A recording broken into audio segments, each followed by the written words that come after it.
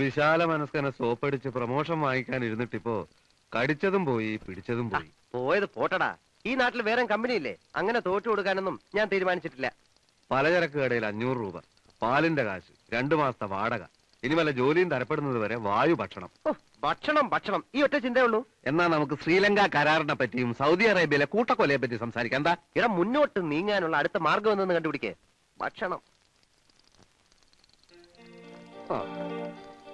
അതാ നിന്റെ ഭാവി ഭാര്യ ഉള്ള കഞ്ഞിയിൽ മണ്ണുവാരിയിട്ട സാമദ്രോഹി പോകുന്നതാ. കനകം മൂലം കാമിനി മൂലം തടിയും കേടായി ഭാവിയും വടിയായി.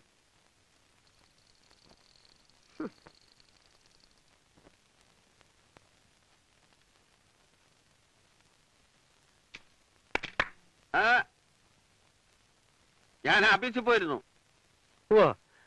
അമ്മാവ ഞങ്ങളെ അവിടെ നിന്ന് പിരിച്ചു വിട്ടു. എല്ലാ വിവരങ്ങളും ഞാൻ അറിഞ്ഞു. ഇനി ഒറ്റ കാര്യം ചെയ്താൽ മതി. ആ വാടക കുറിച്ച് കൂടി തന്നിട്ട് ഇവിടെ നിന്ന് ഇറങ്ങിയട്ടെ. അയ്യോ, അമ്മാവും കൂടെ ഞങ്ങളെ പുറത്താക്കിയ ഇനിയിപ്പോ നിങ്ങൾ എങ്ങനെ വാടക തരുമെന്നാണ് ഞാൻ പ്രതീക്ഷിക്കേണ്ടത്? അമ്മാവ ഞങ്ങൾ രണ്ടുപേരും എംപ്ലോയ്മെന്റ് എക്സ്ചേഞ്ചിൽ പേര് രജിസ്റ്റർ ചെയ്തിട്ടുണ്ട്. ഓ, എന്നാ പിന്നെ പേടിക്കണ്ട. മരിക്കണതിന്റെ തലേ ദിവസം ഓർഡർ വരും. എടോ, നിങ്ങൾ ശുദ്ധ ദുരഭിമാനികളാ. ഇക്കാലത്ത് 4 അക്ഷരം പഠിച്ചോ അവൻ പോക്ക. മണ്ണി നോക്കുന്നവനും കല്ലുടയ്ക്കുന്നവനും ഒക്കെ ഇന്നത്തെ കൂലി എന്താണെന്നറിയാമോ? മക്കളെ, സർക്കാർ ഉദ്യോഗസ്ഥന് വായും പൊളിച്ചു നിൽക്കുന്നവൻ മൂഢനാ. സ്വന്തമായി എന്തെങ്കിലും ചെയ്ത് 4 കാശുണ്ടാക്കാൻ നോക്ക. അങ്ങനെ അങ്ങ് തറയാകാൻ നോക്കുവോ? കരിങ്കല്ല് ചുമക്കുക എന്നൊക്കെ പറഞ്ഞ അതിനു വേണ്ടിയാ ഞാൻ ബികോം ഫസ്റ്റ് ക്ലാസ്സിൽ പാസ്സായത്. കരിങ്കല്ല് ചുമക്കൽ മാത്രമല്ലല്ലോ ജോലി. ബാങ്കിൽ നിന്നൊക്കെ വായ്പ കിട്ടില്ലേ? ഇപ്പൊ ഈ തൊഴിലില്ലാത്തവന് തൊഴിൽ തുടങ്ങാൻ 25,000 രൂപ വരെ ബാങ്ക് വായ്പ കൊടുക്കുന്നുണ്ട്. അത് മേടിച്ച് വല്ല ചെറുകിട വ്യവസായം തുടങ്ങാൻ നോക്ക്. ബാങ്ക് വായ്പയൊക്കെ രാഷ്ട്രീയ സ്വാധീനം ഇല്ലാത്തവർക്ക് കിട്ടും അമ്മാവ. ഞാൻ മേടിച്ചു തരാം. വായ്പ കൊടുക്കുന്നുണ്ട്. ഇപ്പോ ഇവിടെ അത് പ്രയാസമാണ്. അങ്ങനെ പറയരുത് സാർ. എങ്ങനെയെങ്കിലും ഒന്ന് ശരിപ്പെടുത്തി കൊടുക്കണം. നല്ല സത്യസന്ധരായ പിള്ളേരാ. പണിക്കരെ, ഈ ഡിസ്ട്രിക്റ്റിൽ ഇടപാട് നിർത്തിക്കഴിഞ്ഞു. ഇനിയിപ്പോ മലപ്പുറം, വയനാട്, കണ്ണൂർ തുടങ്ങിയ പിന്നോക്ക ജില്ലകളിലെ രക്ഷയുള്ളൂ. അയ്യോ, അവിടെയൊന്നും ഞങ്ങൾക്ക് പരിചയമില്ല സാറേ. ഈ ചെറുകിട വ്യവസായം അല്ലാതെ വേറെ വല്ല പദ്ധതി ഉണ്ടോ? പണിക്കരുടെ ആൾക്കാരായതുകൊണ്ട് നടപ്പുള്ളൊരു കാര്യം ഞാൻ പറയാം. 25,000 50,000 ഒന്നും സാധ്യമുള്ള കാര്യമല്ല. പശുക്കളെ വാങ്ങിക്കാൻ വേണ്ടി ഒരു 10,000 രൂപ ഞാൻ ഏർപ്പാടാക്കി തരാം. അയ്യേ, അഭ്യസ്തവിദ്യരായ ഞങ്ങൾ പശുവിനെ പോറ്റാന്നൊക്കെ പറഞ്ഞാൽ വേറെ പദ്ധതിയില്ല. പശു ഒരു സുഖമുള്ള ബിസിനസ് അല്ല. അതെ. ഒന്നും കൊണ്ട് വന്നേ, ഒരു കാര്യം പറയാനുണ്ട് സാർ. ഒരു മിനിറ്റ്.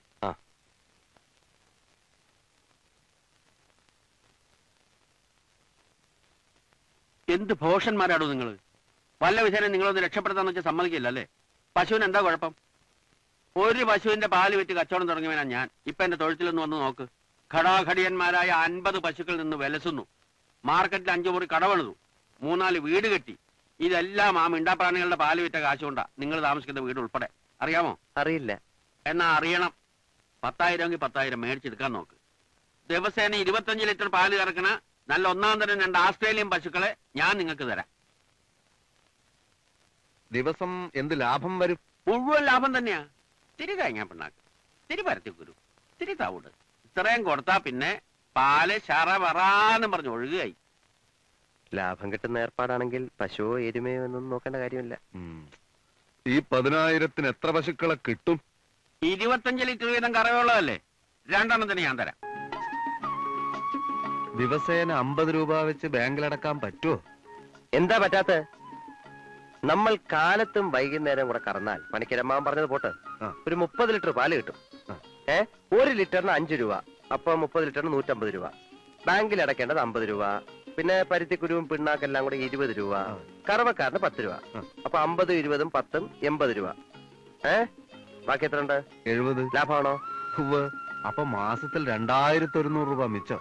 പിന്നെ നീ എന്താ നിന്റെ പേരിൽ വായ്പ വേണ്ടെന്ന് വാശി പിടിച്ചത്? നീ എന്നേക്കാൾ ഭാഗ്യവാനായതുകൊണ്ട്. ആണോ? ഞാനേ ആയില്യം നക്ഷത്രമാ. ആയില്യം നക്ഷത്രക്കാർക്ക് ലോൺ എടുക്കാൻ പാടില്ല. അത് ശരി. 4 കൂടി എങ്ങോട്ടാ? ഞങ്ങള് 4 പേരും കൂടെ കാശിക്ക് പോവാ. വരുന്നോ? 5 ആളാവാം. തമാശ പറഞ്ഞതാ. അയാളും കൂടെ എവിടെ പോവാന്ന്. പോയേ.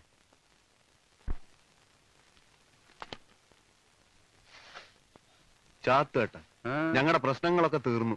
നാളെ മുതൽ കടത്തിന്റെ ഇടപാട് വേണ്ട. 2 കിലോ തേങ്ങാ പിണ്ണാക്കതാ. അരിവർഷം നിർത്തിപ്പോ പിണ്ണാക്കാ എഴുതിട്ടാ? പശുക്കൾക്കാ. എടാ വിജയ, എന്താടാ ദാസ? ഇടാ നമുക്കെന്താ ഈ ബുദ്ധി നേരത്തെ തോന്നാത്തത്? ഏത് ബുദ്ധി?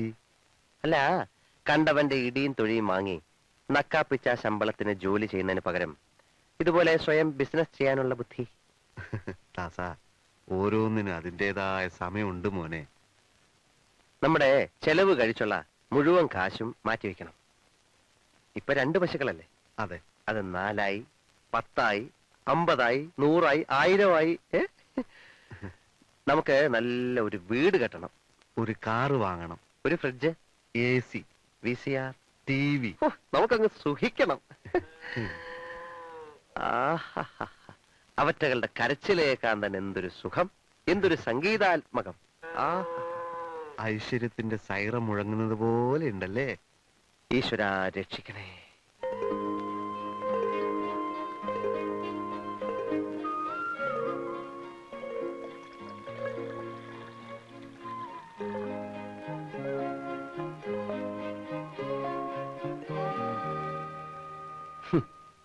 അകിടിന്റെ ലക്ഷണം കണ്ടിട്ട് ഈ പറയുന്ന 40 അമ്പൊന്നും നടപ്പുള്ള കാര്യമല്ല സാർമാരെ. കാലത്തും വൈകിട്ടും കൂടി 10-12 കിട്ടിയ ഭാഗ്യം. അങ്ങനെ വരാൻ വഴിയില്ലല്ലോ. അധികം പാലിട്ടാനുള്ള വഴി തീരില്ല. അങ്ങനെയല്ലല്ലോ പണിക്കരമ്മാവൻ പറഞ്ഞത്. എന്നാ അങ്ങോട്ട് വന്ന് നടക്കാൻ പറ. അതെ, ആക്ച്വലി ഇതിപ്പോ എത്ര ലിറ്റർ കാണും? 6 ലിറ്റർ ഉണ്ടാവും. അയ്യോ, ചുരുങ്ങിയതൊരു 10 ലിറ്ററെങ്കിലും രാഘവേട്ടന്റെ കടയിൽ കൊടുത്തേ പറ്റൂ. ബാക്കി വെള്ളം ചേർത്താ മതി. തമ്മിണ്ടാതിരടോ, അങ്ങനെ വഞ്ചിച്ചുള്ള ലാഭം ഞങ്ങൾക്ക് വേണ്ട. ഞങ്ങൾ അങ്ങനത്തെ പാർട്ടീസ് അല്ല. എന്നാ ഞാൻ ഈവനിങ് വരാം. വിജയ, ഇതിപ്പോ ഒരു 8 ലിറ്ററെങ്കിലും രാഘവേട്ടന് കൊടുത്തില്ലേ എങ്ങനാ? നമുക്ക് കുറച്ച് വെള്ളം ചേർക്കാം. അയ്യേ, കുറച്ച് വെള്ളം ചേർക്കാം. നല്ല മുഴുപ്പുള്ള പാലാ. കുറച്ച് ചേർക്കാം അല്ലേ? ചേർക്കാം. ചേർക്കാം.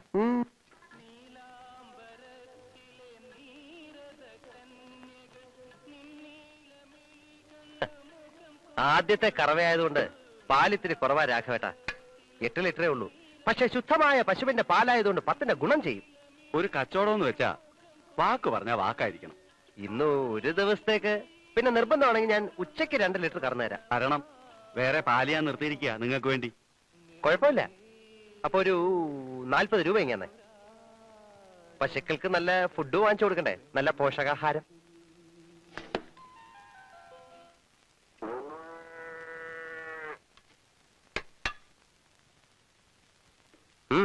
അച്ഛൻ പറഞ്ഞു ഇതിലും ഭേദം കട്ടപ്പാറയായി കക്കാൻ ഇറങ്ങുന്നതാണെന്ന്. എന്തു പറ്റി? പച്ചവെള്ളം ഞങ്ങളുടെ കിണറ്റിൽ വേണ്ടോളം ഉണ്ടെന്ന് പറയാൻ പറഞ്ഞു. കടയിലോട്ട് വരാൻ പറഞ്ഞു. വന്നില്ലേ നാട്ടുകാരും കൂട്ടി അച്ഛൻ ഇങ്ങോട്ട് വരുമെന്ന് പറയാൻ പറഞ്ഞു. നീ ആ രൂപ ഇങ്ങെടുത്തേ. ഇങ്ങെടുത്തേ. അതെ, ഞങ്ങൾ ആരെയും കൊന്നിട്ടൊന്നുമില്ലല്ലോ. ഇത് അച്ഛൻ്റെ കൊടുത്തേക്ക് മോനെ. അതെ, പുറത്താരോടും പറഞ്ഞ് ഞങ്ങളെ നാറ്റിക്കരുതെന്ന് അച്ഛനോട് പറയാൻ പറഞ്ഞു എന്ന് പറ. ബാങ്കിൽ നിന്ന് കാശ് വാങ്ങി തന്നിട്ട് എന്നെ കള്ളനാക്കി എന്റെ വെക്കിട്ട് തരാൻ പറ്റുന്നു. തൊഴുത്ത് മാറി കെട്ടിയാൽ ഏത് പശുവായാലും 3-4 ദിവസത്തേക്ക് അത്രയും ചെറുത്തു. അങ്ങനെ ചെറുത്തുന്ന പശുവിനെ ഞങ്ങൾക്ക് വേണ്ടെങ്കിൽ പോയി കേസ് കൊടുക്കും. അമ്മാവാ, ഇത് ഞങ്ങളോട് വേണ്ടായിരുന്നു. ആ കറവക്കാരനോടെ ഇത്തിരി നെയ്യും കൂട്ടി നല്ലോണം പിഴിഞ്ഞ് കറക്കാൻ പറയാം. അതൊക്കെ പറഞ്ഞതാ. ഇനിയും പറ. എന്നാ നിങ്ങൾ വന്ന് കറക്ക്. അതെ, നിന്റെ മറ്റവനോട് പറഞ്ഞോ. തന്നോട് ദൈവം ചോദിക്കും. പിന്നെ ദൈവത്തിന് അതല്ലേ ജോലി. ഇക്കാലത്ത് ഒരു ഉപകാരം ചെയ്യാൻ പാടില്ല.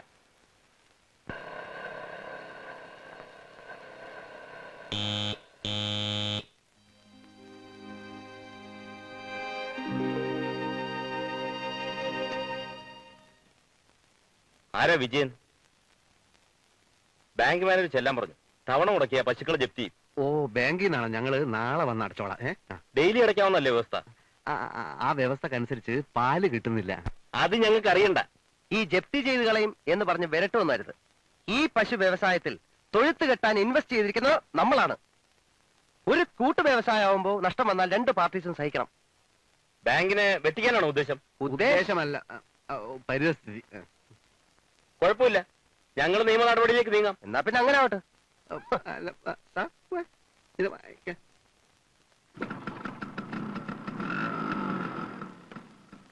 നീ അയാളോട് കയർത്ത് സംസാരിച്ചത് തീരെ ശരിയായില്ല. നടപടി വല്ലതും വന്നാൽ നിനക്ക് പേടിക്കാനില്ലല്ലോ. ലോൺ എന്റെ പേരിലല്ലേ.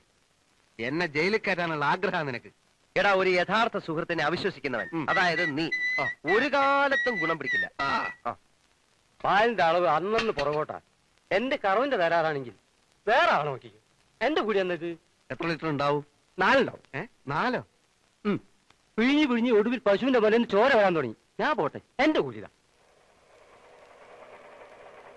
എല്ലാം കൂടി നാളെ തരാം. നാളെ തരണ്ട, കുഴപ്പമില്ല. ഈ പാല് ഞാൻ കൊണ്ടുപോകും. തോന്നിവാസം കാണിക്കരുത്. റേഷനേജ് വാങ്ങാൻ എനിക്ക് വേറെ തൊഴിലൊന്നും അറിയില്ല.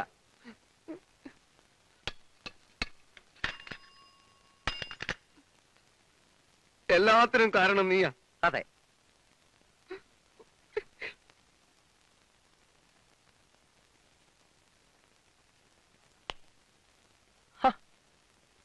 നീ എന്താ ഇരുട്ടത്തിരിക്കുന്ന? ജീവിതം മൊത്തം ഇരുട്ടിലേക്ക് നീങ്ങുകയല്ലേ. അങ്ങനെയൊന്നും പറയാതെ വിജയ. നമുക്ക് മാത്രമല്ല, എല്ലാവർക്കും കഷ്ടകാല.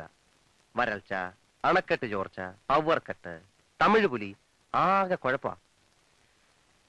എന്നാലും നിന്നെ ജയിലിൽ കയറ്റാൻ എനിക്ക് ആഗ്രഹമുണ്ടെന്ന് നീ പറഞ്ഞു കളഞ്ഞില്ലേ? അത്രയ്ക്ക് വേണ്ട. അത്രയ്ക്കും വേണ്ടായിരുന്നു.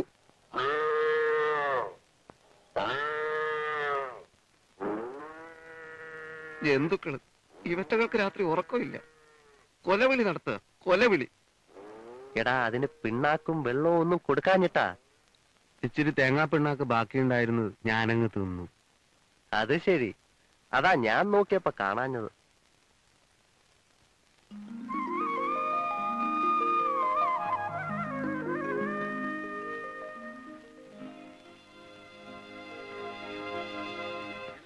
സർവ്വ ലക്ഷണങ്ങളും ഒത്ത പശുക്കളാ. കാലത്ത് 20 ലിറ്റർ, വൈകുന്നേരം 20 ലിറ്റർ. കറന്ന് കാണിച്ചു തരാവോ? കറവക്കാരൻ വന്നില്ല, അതുകൊണ്ടാ. പിന്നെ ഞങ്ങൾ എങ്ങനെ വിശ്വസിക്കും? മനുഷ്യൻ മനുഷ്യനെ വിശ്വസിക്കണം. സത്വം നല്ലതാ, പക്ഷെ പശുക്കട അകിട് കണ്ട നിങ്ങൾ നുണ പറയാന്നേ തോന്നുന്നു. ഓ, അത് ശരി. എന്നാ നിങ്ങൾ പോയട്ടെ, നിങ്ങൾക്ക് വിൽക്കുന്നില്ല. അല്ല, സത്യമായിട്ടും കറവ എത്രയുണ്ട്? നിങ്ങൾക്ക് വിൽക്കുന്നില്ലെന്ന് പറഞ്ഞില്ലേ? ഇയാളെ എവിടുത്തുകാരുണ്ടാ? 20 ലിറ്റർ പോലും. വടം വിജയ, ബാങ്കുകാർ ജപ്തി ചെയ്യുന്നതിന് മുമ്പ് വിറ്റ് കാശാക്കാം. അപ്പൊ ഒന്നുമില്ല. പോലീസ് പിടിക്കുന്നതിന് മുമ്പ് നമുക്ക് നാട് വിടണം. നാട് വിടാനോ? സാധാരണ നാടല്ല ദാസ. നമുക്ക് എങ്ങനെയെങ്കിലും രക്ഷപ്പെടണം മോനെ. ലോഞ്ച് കയറി ഗൾഫ് പോകാനുള്ള എല്ലാ പദ്ധതികളും തയ്യാറായി കഴിഞ്ഞു. ഈ സമൂഹത്തിന് നമ്മളെ വേണ്ടടാ. പക്ഷേ നമുക്ക് പല സാമ്രാജ്യങ്ങളും വെട്ടിപ്പിടിക്കാനുണ്ട്. അത് ബാങ്കിനെ വഞ്ചിക്കലാവില്ലേ? ആ, ശരിയാ. എല്ലാ വലിയവന്റെയും വിജയത്തിന്റെ പുറകില് ഇതുപോലൊരു കറുത്ത പാട് കാണും. അതുകൊണ്ട് നീ എതിര് പറയരുത്. വിജയ, അത് നീ വരുന്നോ ഇല്ലയോ, നമ്മളെ രണ്ടുപേരെയും ലോഞ്ച് കടത്താമെന്ന് ഗഫൂർ കേറ്റ് കഴിഞ്ഞിരിക്കുക. ഏത് ഗഫൂർക്ക? അന്നത്തെ കാലത്ത് ഇന്നത്തെ പോലെ തിരുവനന്തപുരത്ത് നിന്ന് വിമാനമൊന്നുമില്ലല്ലോ. ആയിരക്കണക്കിന് ആളുകൾ തോണിയിലും നീന്തിയിട്ടും മഞ്ചിയിലും ഒക്കെ തന്നെയാണ് ഗൾഫിലെത്തിയത്. 20,000 ഉറുപ്പ്യ അല്ലാണ്ട് ഒരു വിസ കിട്ടുമെന്ന് അത് തന്നെ മഹാ തട്ടിപ്പാണ്. പണ്ടത്തെ പഹന്മാർക്കുള്ള മനോധൈര്യം ഇന്നുള്ള പഹന്മാർക്ക് ഇല്ലാന്ന് കൂട്ടിക്കോളി. ഞങ്ങൾക്ക് രണ്ടുപേർക്കും മനോധൈര്യം അങ്ങനെ ഇല്ല. അല്ല വേണ്ട, എനിക്കുണ്ട്. കേട്ടിന് എനിക്കുണ്ട്. പക്ഷെ നീന്തണം. നീന്ത്?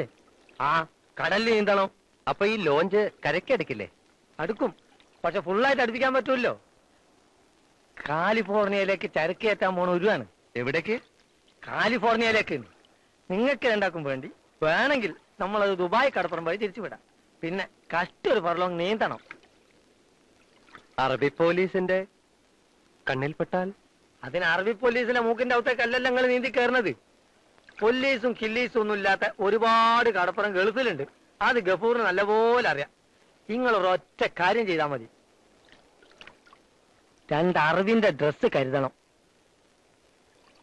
അതെന്തിനാണാവോ? കര പറ്റിയാൽ ഉടനെ അറബിക്കുപ്പായ എടുത്തിട്ടോളി. അറബിക്കുപ്പായക്കാരൻ ഏത് പോലീസാണ് പിടിക്കുക? അതെ. പിന്നെ അത്യാവശ്യം ചില അറബി വാക്കുകൾ ഞാൻ ഇപ്പൊ പഠിപ്പിച്ചു തരാം. ഒന്നുമില്ല. അസ്സലാമു അസ്സലാമു അസ്സലാമു അലൈക്കും അലൈക്കും വഅലൈക്കും വഅലൈക്കും മുസ്സലാം ഉസലാം. മതി. പിന്നെ 7-ാം തീയതി ഉരു പുറപ്പെടുന്നതാണ്. പൈസയും കൊണ്ട് പോന്നോളി. അല്ല ഗഫൂർക്ക, ഒരു പക്ഷേ പിടിച്ചു പോയാൽ? ആരെ പിടിക്കാൻ? ഇവിടെ പിടിക്കും എന്നുള്ള ഭയം ഉണ്ടായാൽ തന്നെ ആരെയും പിടിക്കും. അതുകൊണ്ട് പിടിക്കൂല എന്ന് വിശ്വസിച്ചോളി. നിങ്ങളെ ആരും പിടിക്കില്ല. പിടിക്കൂല. ഗഫൂറാണ് പറയണത്. ധൈര്യമായിട്ട് പോ. എന്നിട്ട് 7-ാം തീയതി പൈസ ആയിട്ട് വാ.